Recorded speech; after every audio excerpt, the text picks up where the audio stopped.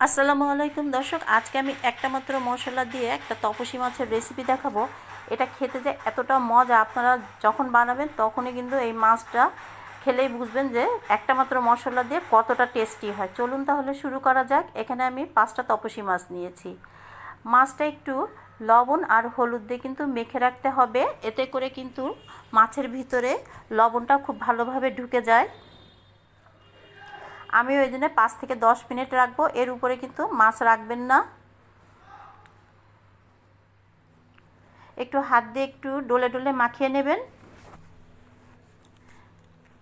দেখতেই পাচ্ছেন আমার লবণ আর হলুদ দিয়ে আমি কেমনভাবে মেখে নিয়েছি মাছগুলো।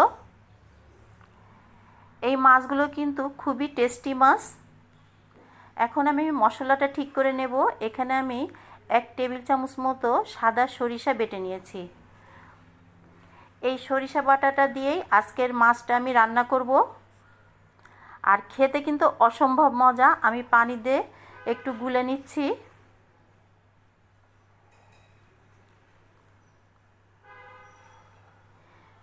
পানি দিয়ে এরকম করে গুলে রেখে দেবেন। এখন আমি মাছটা ভেজে নিচ্ছি। গরম তেলের ভিতরে কিন্তু মাছ দেবেন, ঠান্ডা তেলের ভিতরে মাছ দেবেন না। আমার মাছগুলো ভাজা হয়ে গেছে। এখন আমি দিয়ে দিলাম 4টা পেঁয়াজ কুচি। আর পেঁয়াজ কুচিটা একটু নরম হওয়ার জন্য অপেক্ষা করব। তেলের ভিতরে একটু নরম হয়ে গেছে আমার পেঁয়াজটা। দিয়ে দিলাম একটা টমেটো। এখন টমেটো আর পেঁয়াজ নরম হওয়ার জন্য অপেক্ষা করতে হবে। আমার আরেকটু লবণের দরকার ছিল, আমি দিয়ে দিলাম আর সামান্য একটু লবণ, কারণ আমি আগেই মাছটা মেখে রেখেছি। এখন আমি আরেকটু পানি দিয়ে দিলাম।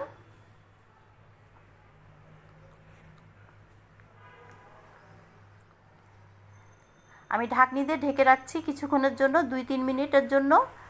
আমার পেঁয়াজ আর টমেটোটা কিন্তু নরম হয়ে গেছে।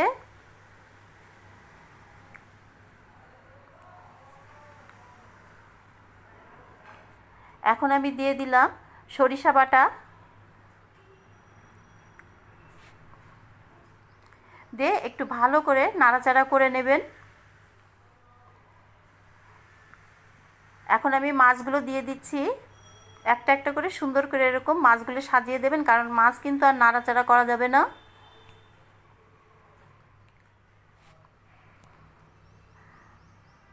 আমার মাছগুলো দেয়া হয়ে গেছে। এখন আমি উপরে একটু কাঁচামরিচ দিয়ে দিলাম। আর এর উপরে দিয়ে দিলাম আরেকটু সরিষা বাটা। যেহেতু আমি সরিষা বাটা দিয়েই রান্না করব, সেই জন্য আমি সরিষা বাটাটাই ব্যবহার করব। এখন আমি দিয়ে দিলাম আরেকটু পানি। তারপরে ঢাকনি দিয়ে ঢেকে রেখে দিলাম 10 মিনিটের জন্য।